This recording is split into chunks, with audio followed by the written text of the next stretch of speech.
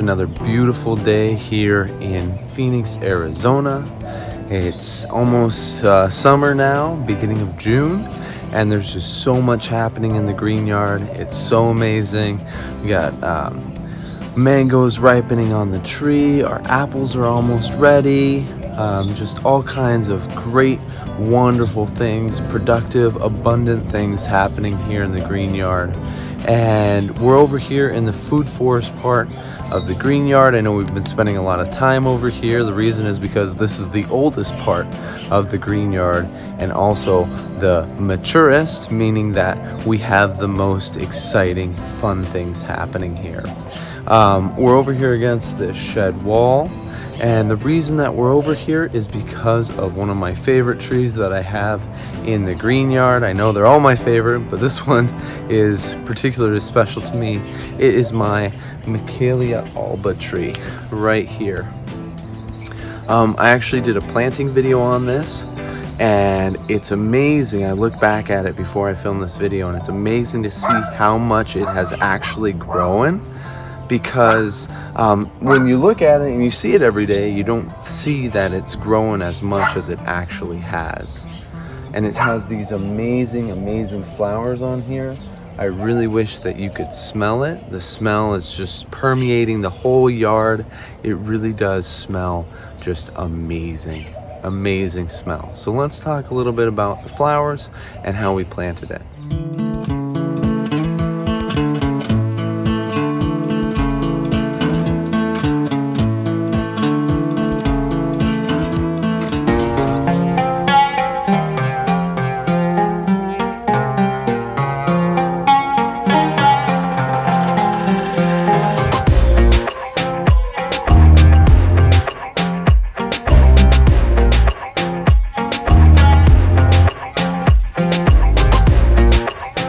These really pretty orchid style flowers on here, white orchid style flowers. They smell just amazing, absolutely amazing. In terms of planting, you can see it's covered heavily by mulch all around. Lots of sulfur. They like a very low pH. You can actually see the sulfur here. And this mulch has since converted into this really, really great, organically rich soil. Definitely did my half and half, half nursery soil, half natural clay soil mixture when I put it in the ground. You can see that in the video as well.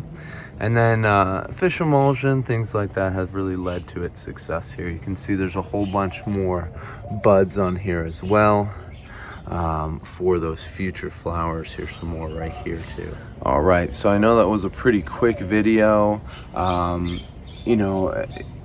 If you follow along with those planting instructions, you really can have success with these tropical trees here in Phoenix, Arizona. One of the biggest things, especially facing us now, is drought. And one of the coolest parts about the way that I've set this up with the heavy mulch, everything else, is that it's been 105 degrees for the last probably week or so, at least over 100 degrees every single day. And this tree has not been watered for 2 weeks. It only gets watered when we do have that flood irrigation. So, that's now that it's reached, 2.5 years of age in the ground. Of course, at the beginning I did water it more, but now that it's 2.5 years in the ground, every 2 weeks, and it's probably gonna stay that way for the remainder of its life. And look, we have these beautiful flowers, and really not getting a whole lot of intensive watering. I'm not watering every day or anything like that, just a deep soak every 2 weeks, which is pretty amazing.